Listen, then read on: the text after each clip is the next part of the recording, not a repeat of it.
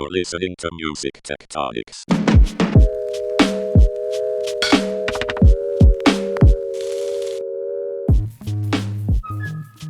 Welcome back to Music Tectonics, where we go beneath the surface of music and tech. I'm your host, Dimitri Vitsa. I'm also the founder and CEO of Rock, Paper, Scissors, the marketing and PR firm that specializes in music innovation.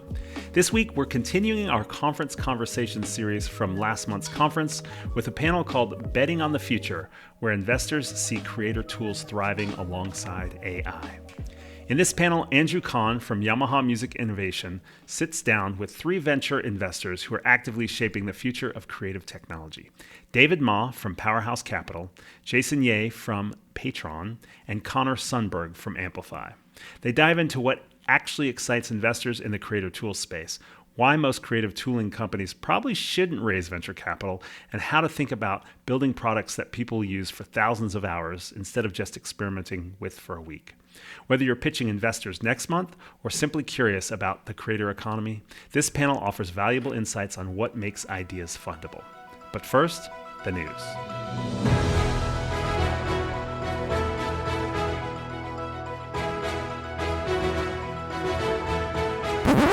Rock, paper, scanner. Hey everybody, it's Tristra Newyear-Yeager. I am the chief writer at Rock, Paper, Scissors, your favorite music tech PR firm. And with me today is the director of marketing for Rock, Paper, Scissors, Eleanor Rust. Hello, I'm back. Yes, and we are going to round up some news, but we usually go and look in depth at some of our favorite hits from the past week in the Rock Paper Scanner. And we do have a bit of that, but we're going to do something just a little bit different today. Namely, we're going to rap. Because everybody's rapping. Everybody is rapping, and we figured we should do it too. Actually, what we mean by this is that all the content and UGC platforms are putting out their fun little year-end recaps because everyone is doing it this year. Yeah, they really are. I mean, it's been growing over time, but I do think what we're seeing is a battle over who releases their wrapped or recap first. Yes. I think it's earlier than ever this year. Yeah, felt like it. Yeah, and a bunch of platforms tried to scoop Spotify and grab some of that share of voice by releasing early. But then there's also the sticky social features. That's what the recaps are all about, is getting attention on socials as people share, the things they learned about themselves. Yes, for example, I learned that I am 59, according to my listening, which surprised me. Yeah. I think that's because I have a kid that listens to Duran Duran on repeat. I'm not kidding. Like the youngest person in the family has the oldest listening habits. And I also learned I listen to about 400 different genres of music. Wow. That doesn't surprise me about you, though, Tristra. Yeah, I'm also a recruiter for the Cosmic Radio Club. I don't friggin' know, man. Whatever, man. Well, it turns out I am 22. Oh, my goodness. I don't know how that happened. But I also learned that the biggest listening day I had of the year was October 29th, in which I listened to 6.5 hours of Sleep Token, minimalist classical music, and then Halloween folk. And what was going on then? I think I must have been trying to power through some Music Tectonics preparation. That was the week before Music Tectonics, so I must have been locked in. There we go. So that was a little excerpt from our Spotify Wrapped. Yes, we took the bait, drank the Kool-Aid, did the thing that they wanted us to do, just like good little content platform users. We're users, and we've been used. So if you have been under a Wrapped rock this week, a bunch of new features were part of the Wrapped this year. We mentioned the listening age. I didn't get on a fan leaderboard. I guess I'm not loyal enough to Sleep Token, but some heavy listeners did get their ranking, their numerical ranking of how much of a fan they were for a particular artist. I also left a little race visualization where your favorite artists through the year were racing for your top spot. And also there was some AI analysis that offered some more of those personal insights, like that day that I listened most, for example.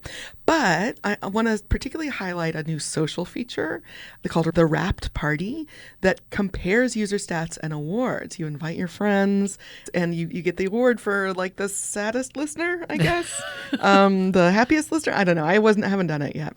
But I was really interested by this because it really kind of brings under Spotify's ownership and also gamifies the way that people already are using Wrapped, right?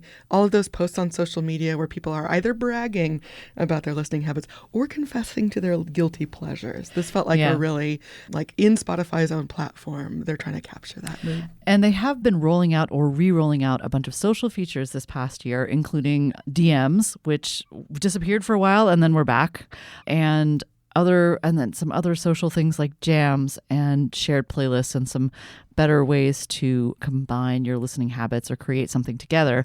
And I think the Wrapped really, shines a light on that, though, recent, and you can see this in the rock paper scanner, Spotify has been talking a lot about video, which I'm all right, whatever, guys. Yeah. But, I don't know how I feel about that. Yeah, I'm wondering how everyone else feels about this out in music tectonics land. How do you feel? Yeah, that's a good question. Yeah. I actually want to come back to that a little bit later on, but I do want to point out there's a Rolling Stone piece about how Spotify Wrapped seems to have gotten a lot more hype this year from users. Last year, there was a lot of talk about how it kind of fell flat, maybe because Spotify fired some of the data and design teams that had made Wrapped so popular and insightful in previous years. And let's just do a quick rundown of everybody who's doing a recap. And again, related to music. If we've forgotten somebody, let us know. But we're not doing Duolingo and Strava and all the other. No, I don't know. Forget those people. We're not only interested in the music people. So we got My Deezer Year, Apple Music Replay, which has been around for a bit, Amazon Music's 2025 Delivered. Cute Amazon. Yeah. And then YouTube.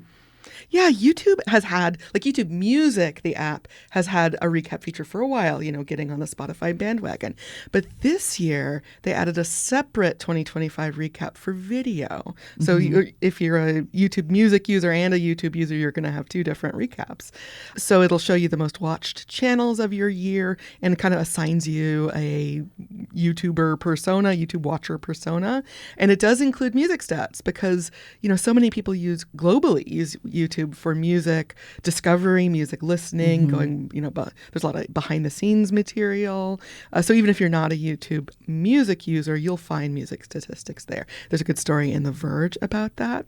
But in the scanner, you'll see a piece from Business Insider it has a provocative title, Why YouTube Recap Flopped and Spotify Wrapped is Buzzing. So really the meat of the article is a bunch of Reddit comments about Spotify's Wrapped and about YouTube recaps. And apparently, at least on Reddit, the mood is that the YouTube recap data wasn't super accurate, didn't really capture their real interests.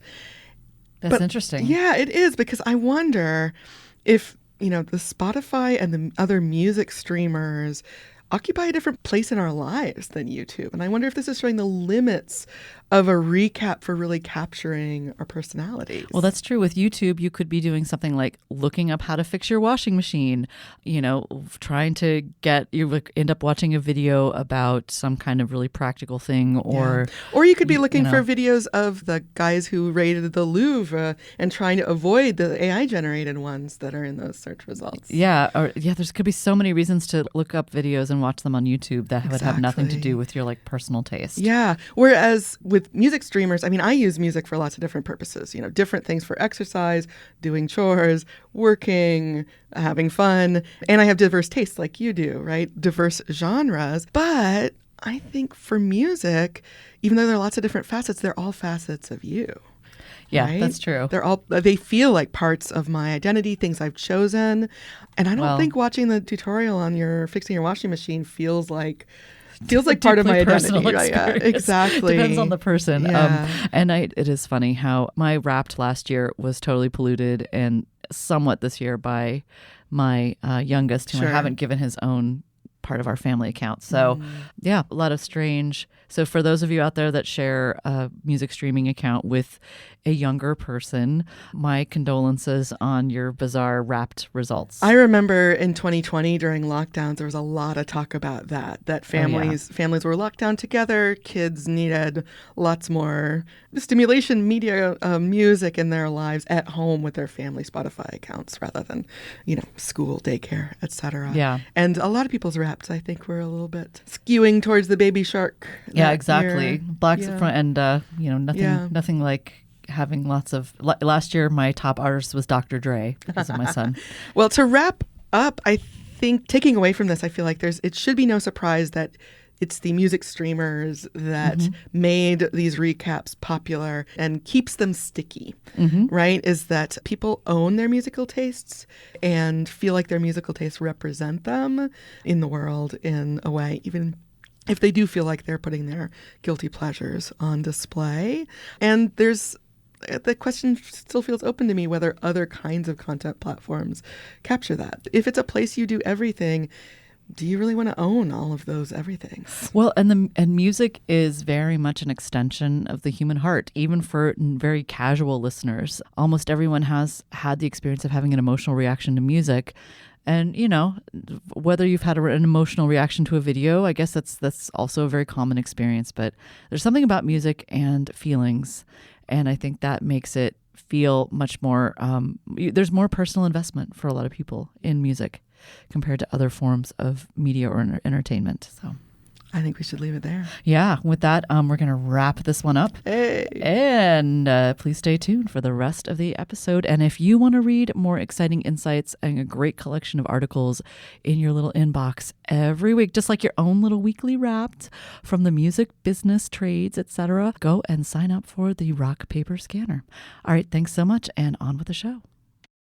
Now for our feature interview.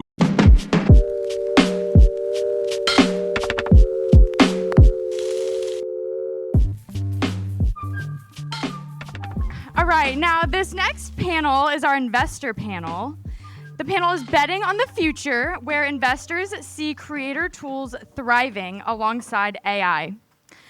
Moderating this conversation will be Andrew Kahn, managing partner at Yamaha Music Innovation, who's been so great helping us put all of this together. Let's get a round of applause for Andrew and the rest of the panel, and welcome on to stage. Oh, thank you. All right, thanks for coming. It's hot up here. Should have told you. Short sleeves only.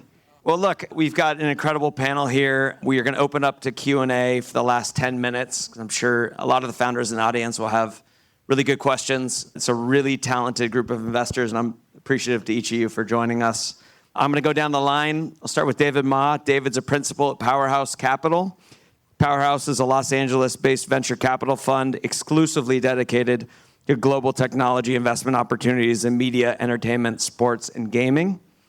Followed by Jason Ye. Jason is co-founder and general partner at Patron. Patron is an early-stage venture firm investing in the next generation of consumer technology. And last but not least, Connor Sunburg. Connor's a partner at Amplify. Amplify is an early-stage venture capital firm based in Venice that's dedicated to making early investments in LA's most promising startups. They've had some pretty significant exits to Apple, Google, and FanDuel, among others. Thanks for joining us. So I'm going to start off with a question for the group. So each of you chime in with an answer. David, you can start first. But just right now, lots of people are building lots of creative tools. Curious, for this audience, what's most exciting to you in terms of the creator tools being built, and also just generally where AI fits into your investment thesis? Yeah. Hello. Check. Can you guys hear me? Yep. All good. All right. Well, first off, thank you for having me, Andrew. And thank you to everyone for Music Tectonics. Beautiful day, beautiful event. So yeah, as mentioned, Powerhouse Capital, spin out of CAA, focused on sports media entertainment investments. I mean, for us, what we've seen a lot of kind of AI music kind of creator tools across the board. We're obviously not a music only fund, but music is a big part of what we cover. I think ultimately, especially at the early stages that we play in, a lot of what we look for is very similar to what you look for in other kind of businesses, which is just really strong management teams. Now, in the creative field, I feel like that differs a little bit, or at least can differ from a lot of other just kind of tech software type platforms. So for us, what really gets us excited is an understanding of what the creative community wants, what the actual pain points are, and most importantly, I think for us, is the ability to meet them where they are, right? So we see a lot of creative tools come out, and There's a lot of kind of AI tourists, if you will, right now on the consumer side. It's just been hard to monetize. A lot of the monetization has been coming from prosumer, but mainly like professional artists. So getting an understanding and having an understanding of that kind of existing workflow and the ability to plug into that existing workflow and actually solve pain points.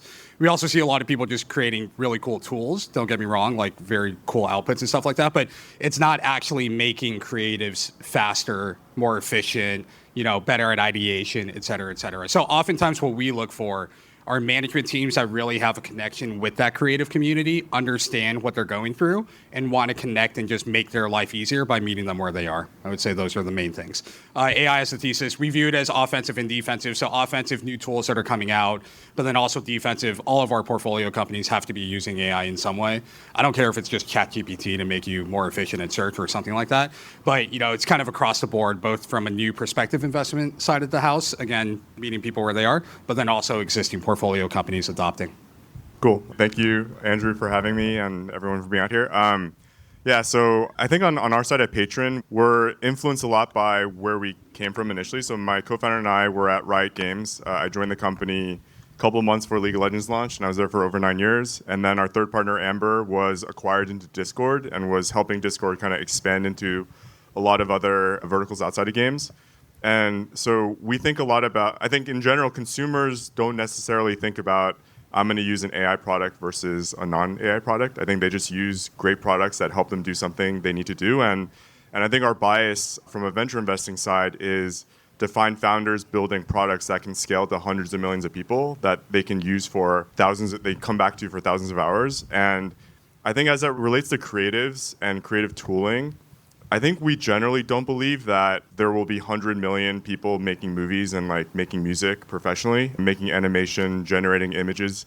I think at the end of the day, a lot of the attention, as more and more content exists in the world, more of the attention kind of is drawn to the highest quality, the most depth, characters with the most resonance. And so we think a lot about like how do people discover and consume the highest quality content. And ultimately, AI should be a tool that helps in the creation of that, not necessarily in the creation of just like a lot more content. So I think we've generally stayed away from prosumer tools or trying to monetize a consumer that's just like experimenting by paying $5 or $10 to like try something for a month or a week, and think more about like what are the kind of products that people can kind of like come back to for thousands of hours and get to the 100 million scale.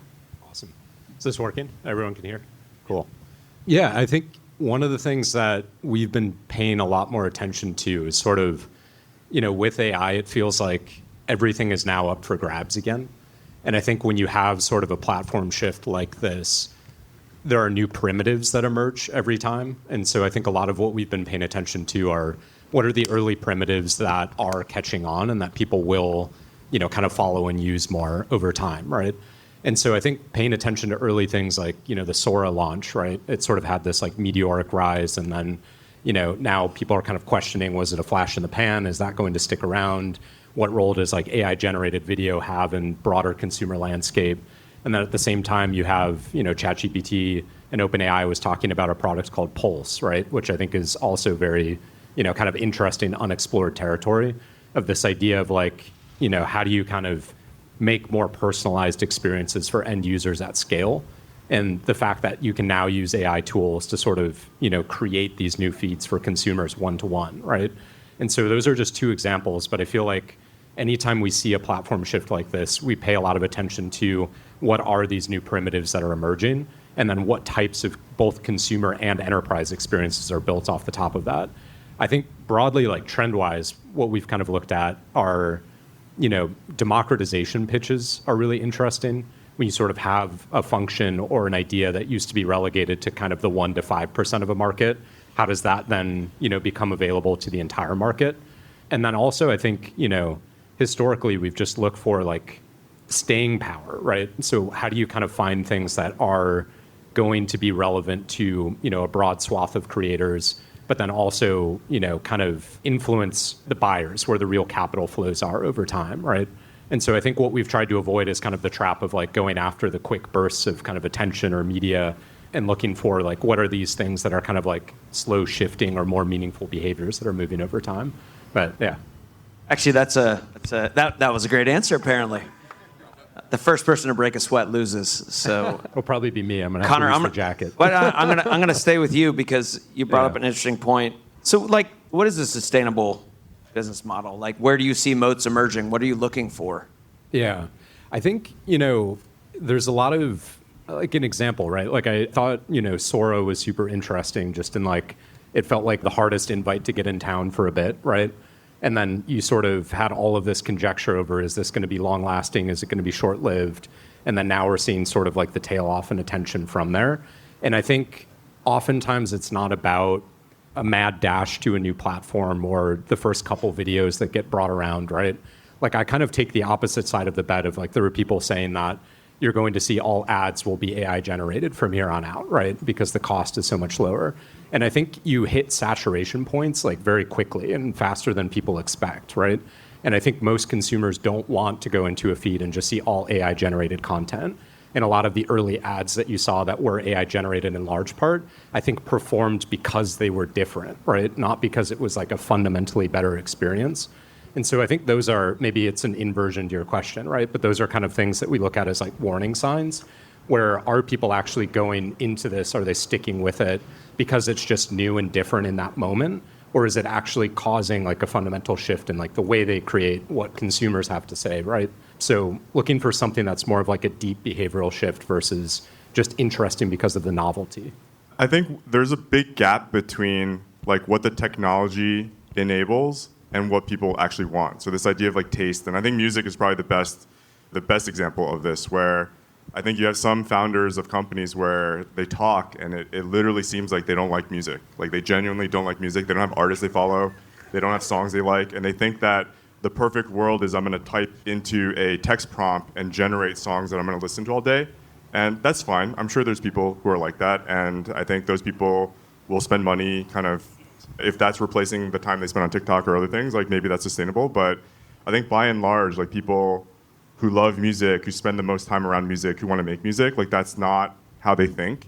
And so I think building around like what people actually want and creating experiences, again, going back to this idea of like, can something become the primary way that you do something? And is this going to be a product that you use for thousands or tens of thousands of hours? I think like that's the big disconnect. And I think Sora is another great example. I think OpenAI, amazing technology, very little taste. Like, the conversion of the people who use ChatGPT to the people who download and use Sora in the beginning is like actually pretty low.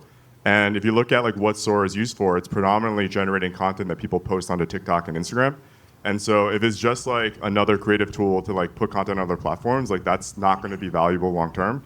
But like this idea of like, do I want to see a feed of like all my friends doing stuff with Sam Altman?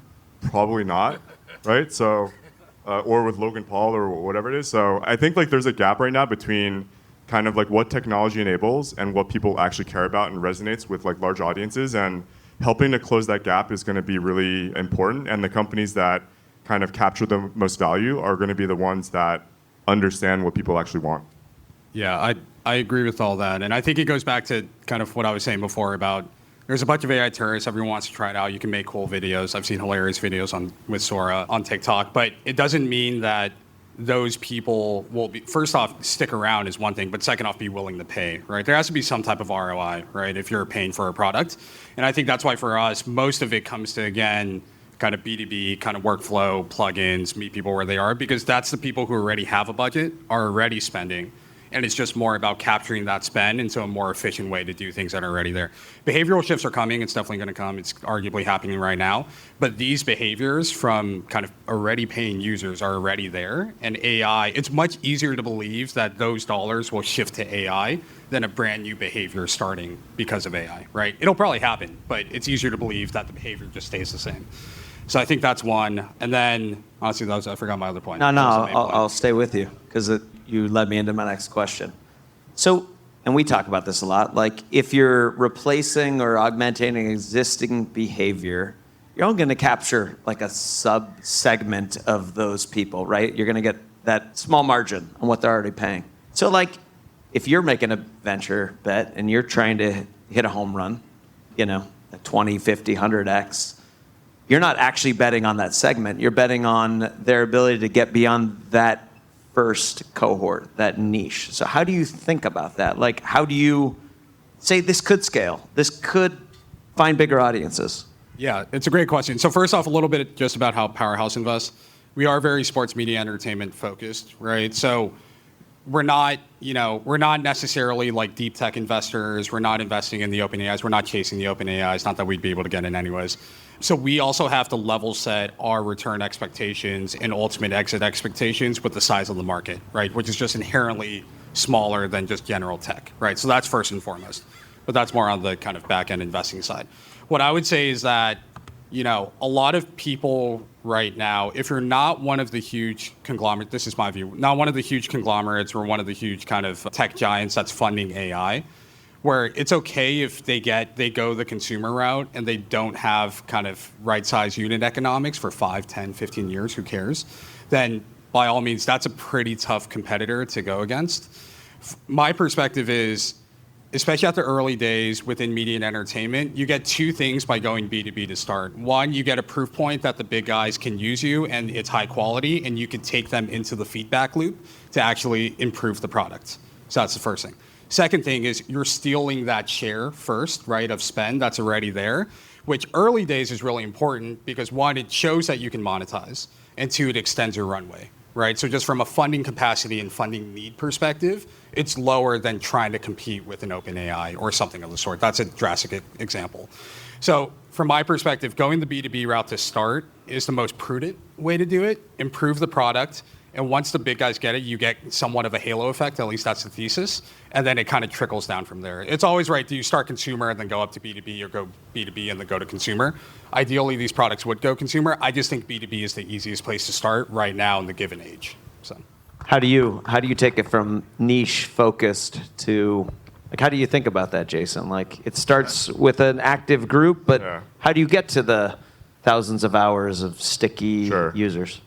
I think by definition, there's not a lot of products that get to hundreds of millions of users and that they use for thousands of hours. And so by that construct, like, most things probably shouldn't be venture funded, right? Like, most products and most companies shouldn't raise venture capital. And I think it's just about aligning expectations as a founder and also with investors around how big the opportunity is. I think it's perfectly fine to build creative tools that reach like some niche audience and it serves them really well. And maybe at some point in the future, there's like a private equity roll-up of a bunch of these things in a category. But again, I think the disconnect in the early stage startup market is that a lot of companies and a lot of founders and a lot of VCs come together around ideas that from the beginning are just like not set up to be successful.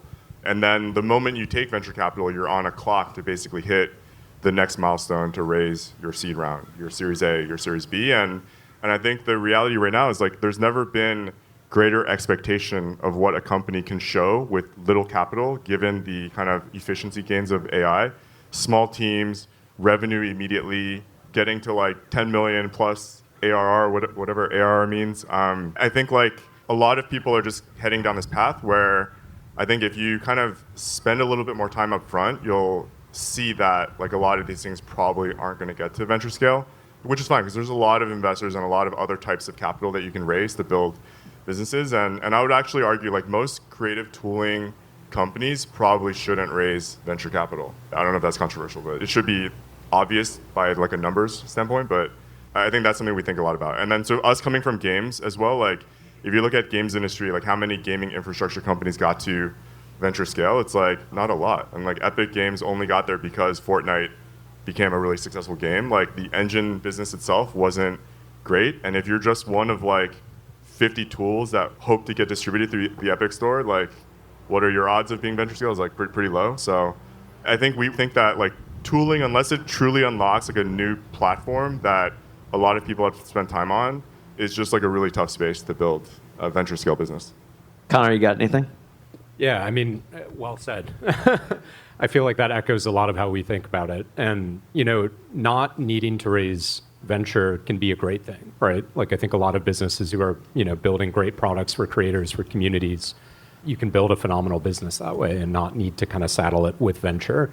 I think the thing that keeps us up at night is sort of figuring out where do we deploy capital then, right? Like, it has to be something that has that sort of platform shift potential, right? the ability to create, a sort of new paradigm, right, for a lot of creators or, people who are consuming new content. And then the other thing I would say that we've been looking more at vis-a-vis AI, right, is sort of these categories where things were impossible before because of the scale or because of, the compute required to do them, right? And so there, I think, is an interesting area for venture to play, right?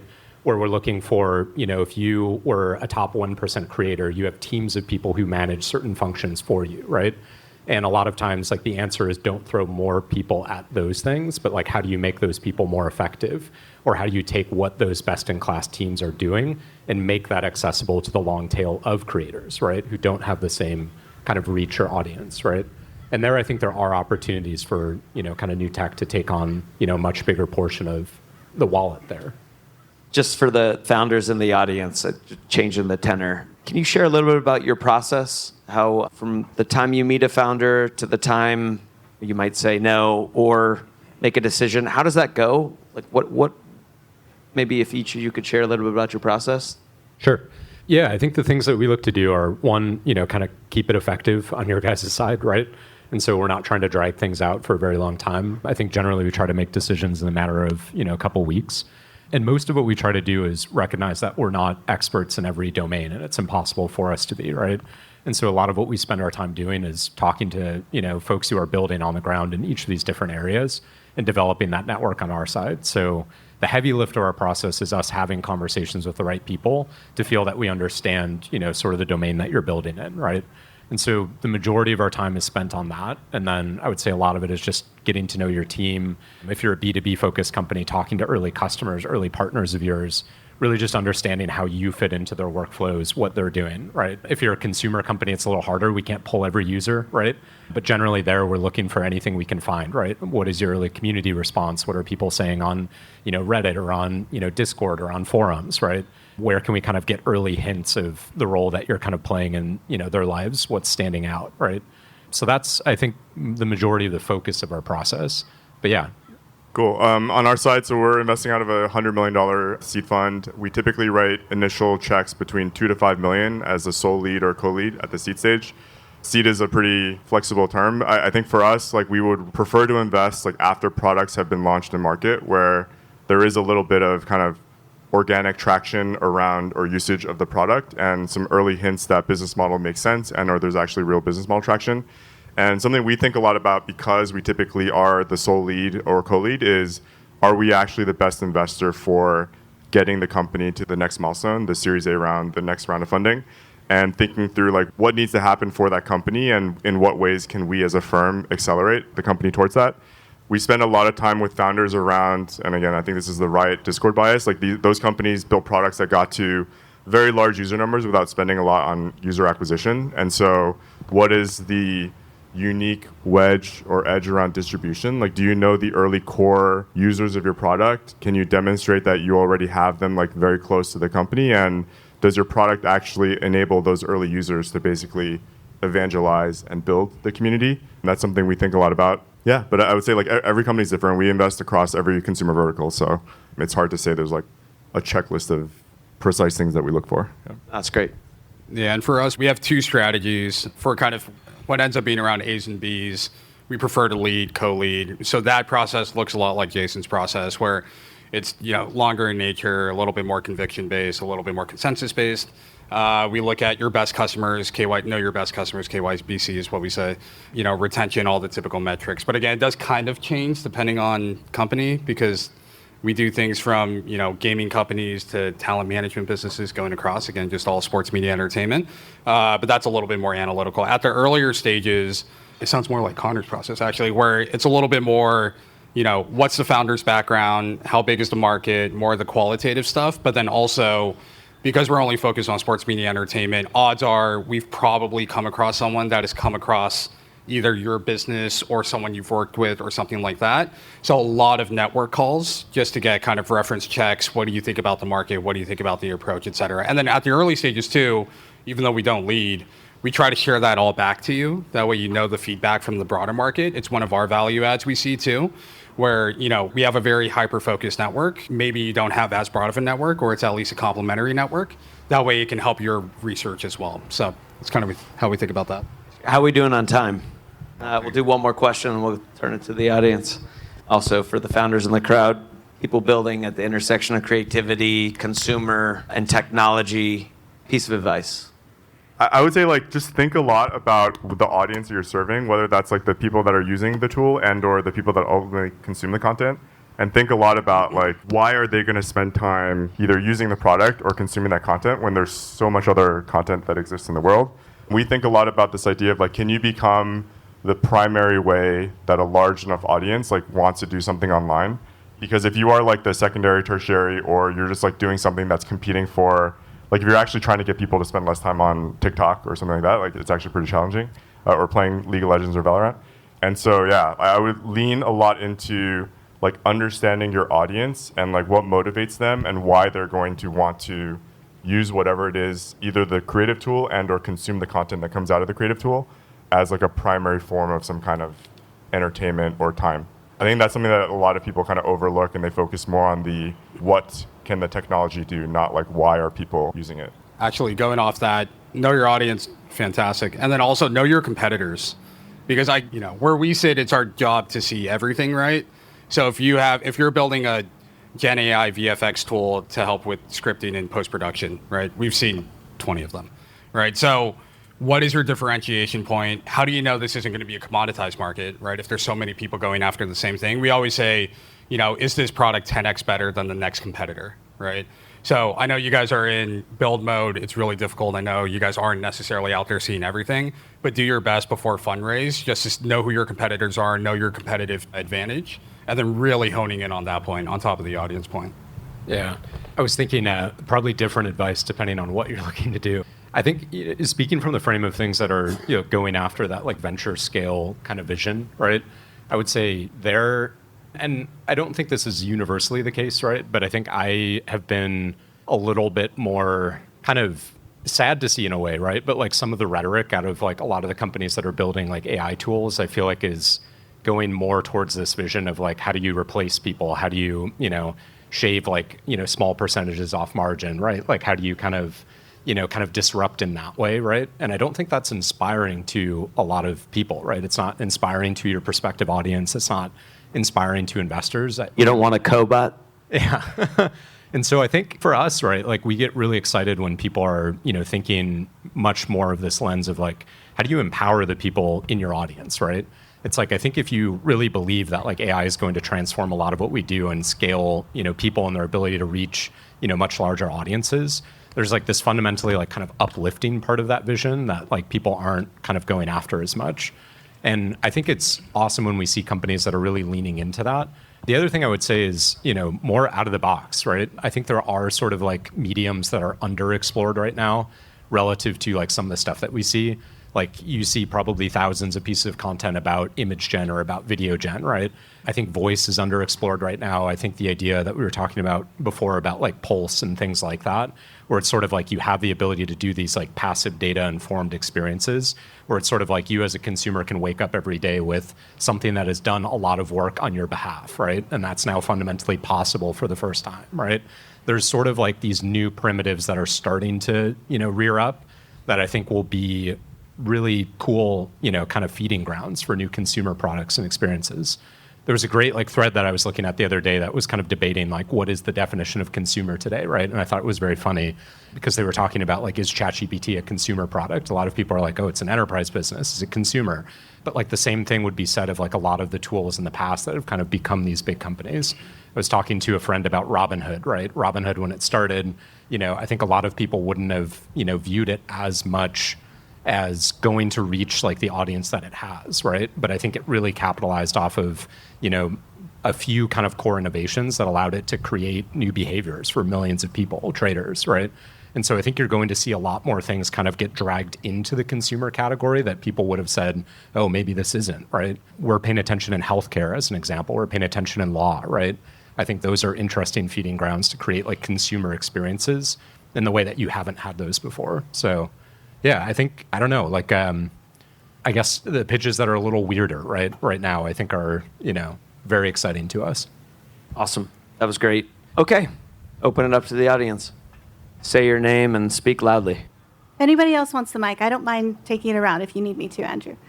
So my name is Tiffany Solis. I'm a graduate student at Berklee College of Music with a master's in music business. I love, and I'm going to track you down, Connor, but I love the democratizing aspects that you're talking about, and then also the scalability and things like that. Like, I love all of your comments, but essentially my question is, because what I want to do for my graduate project, what started out as a business plan has now grown legs and is now becoming a business. Holy shit. But scary as hell. So good job, guys. Everybody here. Hell yeah. Like, you guys are amazing. I don't know what the fuck I'm doing. Anyway, but what I want to ask is, you guys talked about looking into the founders, right? Looking into the team when you're investing.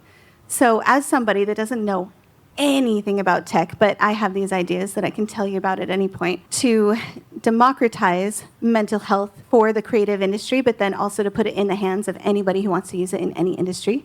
What skill sets are you going to be looking for on my team, for example, in the tech side when I'm building these things, so that I can actually be looking for those skill sets as I'm building my own team? Yeah, I think ultimately it's going to be, obviously, it'll be different depending on like what space you're building in. I think one question you'll have to ask is, does your product or company being successful rely on like a technical advantage, or is it more of like a marketing play where you can just like reach the audience with a technology that already exists that you don't have to like build from scratch? So I think that's first and foremost. And then if it is something where you don't necessarily need to do a lot of like R&D, hard tech, like research to build the product, then I think a lot more time will be spent around like, what is that audience insight and how do you get in front of those users, and why do you know better than other people like what they actually want? I think a trap that a lot of founders fall into is they recognize a market opportunity based on some observation where it just seems like a great idea in their head and they believe that like it should exist, but they don't have any kind of real way to kind of validate. And the reality is like the needs of users change over time, especially as new things come to market. And so I think that's something that you just have to like over-index on as like a early stage founder, and use that as kind of like your North Star for like what it is you're building. So again, I would focus less on like, this is my idea and what I'm doing, and then try to build a team that kind of does that. I would think more about like, what is your, like for you to win, like what needs to be true, and then kind of build around that kind of like idea. I haven't said anything. I've asked questions. But like it, for us, and everyone's alluded to it, but nobody said the term, but founder market fit, right? Like that's something you can't teach, and that's a deep understanding of a problem, the belief that you have in solving this issue that you've encountered that is so like deep in you, right? That you won't stop because you are experiencing a challenge, which is you need to find a team. Well, if you don't believe in this, you're not going to communicate to these founding team members the problem with enough conviction that they would come work for you, right? So founder market fit. Any other questions? Yeah, you guys spoke about curation as a possible way forward. I am in curation, so career views. What is a value prop that you think can resonate with huge markets? And have you seen any companies in the space doing a great job, and why? Curation of content generally? So you mean like you don't actually create any of the content yourself, you're just like finding and then aggregating and then sharing? To some degree, yeah. Matching unique individual needs with relevant content taken from the whole sea of available content that we have. I think there are maybe a few things, and I'm not going to, give probably the most examples of like specific companies, right? But I think definitely trends that you're seeing more of. And then I'll maybe bring up one thing that I think is sort of a missing link in a lot of this. I think it's been really interesting to watch like the evolution of, Twitter and X and what they're doing now. And I know, politics aside, everything like that, right? One of the things that they talked about recently in an interview was this idea that before, if you were trying to index on a specific user, right, and personalize an experience to them, right, you had to use almost abstractions of data to do that, right? Like you were looking for how much time did you spend on a thing, right? Who are you following? Who are those people following, right? And one of the things that they brought up recently in an interview is that it's now possible for them to actually read, understand, and expand every piece of content that's posted on the platform, right? And so this idea that now, because of the ability to leverage compute and a lot of what they're doing with reasoning models, right? They can actually sort of, have a much more expansive view of each piece of content and start to tailor that one-to-one to users, right? Which I think is a lot of the promise of like what these products are going after, right? It's like if you think about a tool like a deep research or a reasoning model, right? The idea is that it can kind of go on in the background, right? And spend way more cycles than you would as a user, kind of telling you what is relevant, what's interesting about something. And I think that is sort of a primitive that we haven't seen kind of rolled out broadly in a lot of tools just yet, right? And then I think one missing link that I would say, we're actively looking for things in this vein, but I still think there's this missing, link around personalization to the end user, right? Like there's not a great way for all of us to kind of store our context and the things that we're interested in and connect those to the experience on the other side, right? Like I jokingly use the example of like when you talk to Siri, right? And you say, play a song, right? It asks you what platform. Theoretically, you should know, right? What am I subscribed to? What platform do I listen to most regularly? All of this data about the user. But right now, a lot of the models are sort of like, siloed from that. And so I think for us to get these sort of like truly personal experiences and things built for us, we're still sort of missing a bit of the infrastructure to do that, right? A lot of people talk about MCP as model context protocol, and there's early teams that are starting to talk about the idea of like, HCP, right? Or a human context protocol. Like how do you kind of, connect what's going on in the models to like individual user context? But yeah, I'm excited to see more in that vein, what gets developed out of that. Yeah, I agree with all that. And just to talk a bit more, where we spend more of our time is kind of around just the pure kind of video distribution, music distribution, content distribution side of the house. I mean, like the fact of the matter is we've seen a lot of verticalized distribution platforms go after specific markets. The challenge has been is that like TikTok, Instagram, YouTube, Spotify, the algorithms are pretty damn good. Like they are, and they have so much scale on the supply side that they have an unfair advantage where they can push you any direction, right?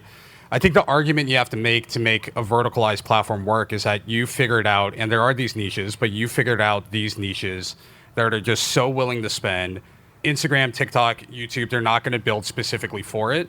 And there's more ways to monetize as well. Like, is it consumer products? Is it affiliate? Is it transactional?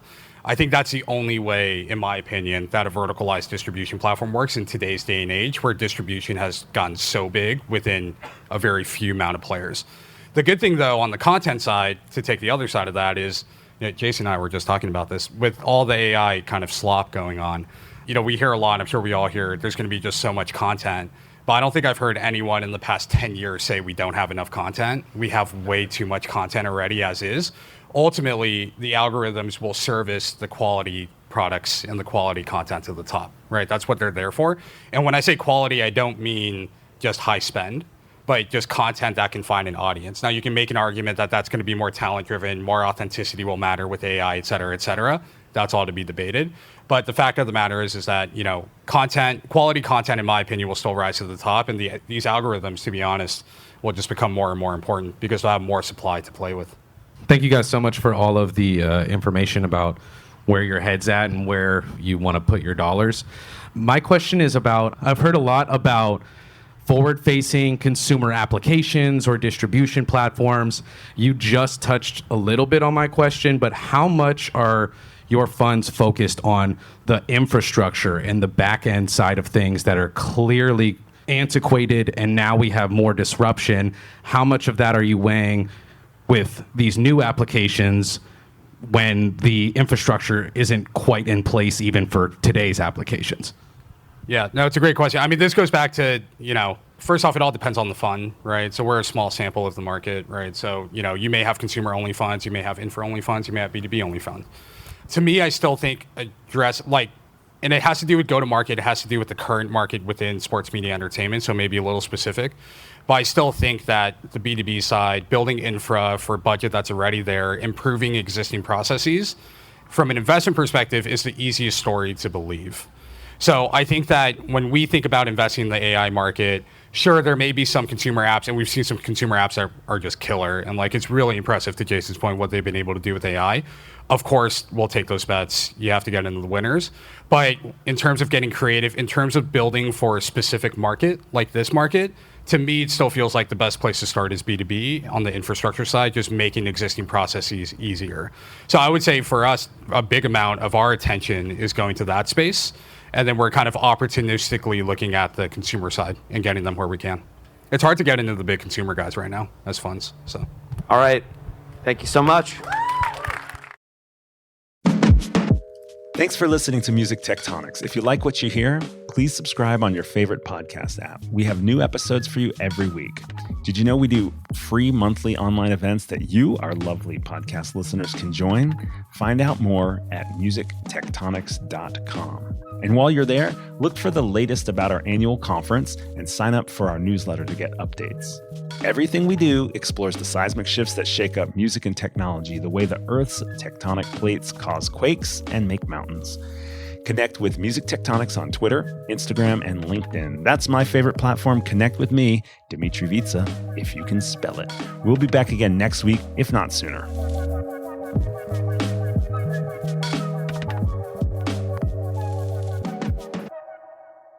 You're listening to Music Tectonics.